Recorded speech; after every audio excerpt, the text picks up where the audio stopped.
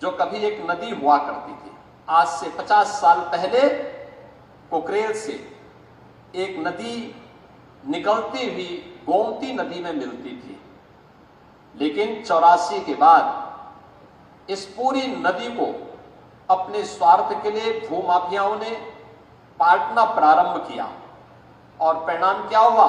जो कभी नदी थी वह फिर नाला बन गया और फिर वह उन बस्तियों के ड्रेनेज को उड़ेलने का एक माध्यम बन गया।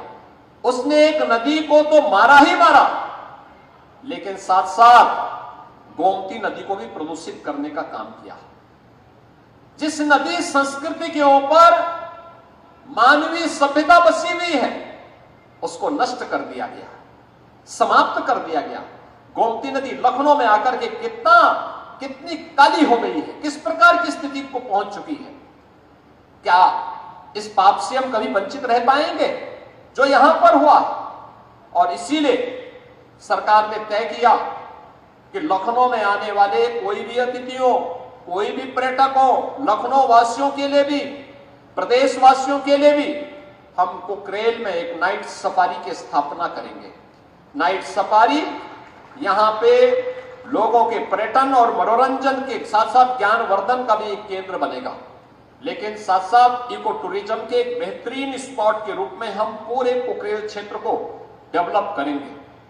और उसी क्रम में आपने देखा होगा इस क्षेत्र में जो अतिक्रमण था, उस अतिक्रमण को हटा करके जिन लोगों ने यहां पर रजिस्ट्री की थी, उन लोगों को जिनके पास आवास नहीं थे उनको आवास उपलब्ध कराए गए। ऐसे 2100 परिवारों को भी एक एक आवास उपलब्ध करवाने का कार्य एलडीए ने प्रशासन की मदद से यहां पर संपन्न किया, उनको व्यवस्थित पुनर्वास हुआ।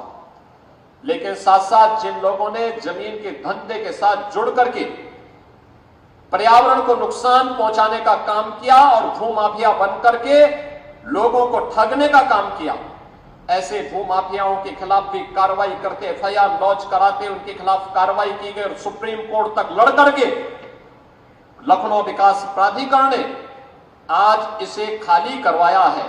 और खाली करवाने के बाद जहां पहले अकबर नगर के नाम पर यहां पे पॉल्यूशन का एक माध्यम बना हुआ था, आज वहां पर भगवान श्री राम के छोटे भाई लक्ष्मण जी के नाम पे सौमित्र वन का आज यहां पर गठन हुआ है।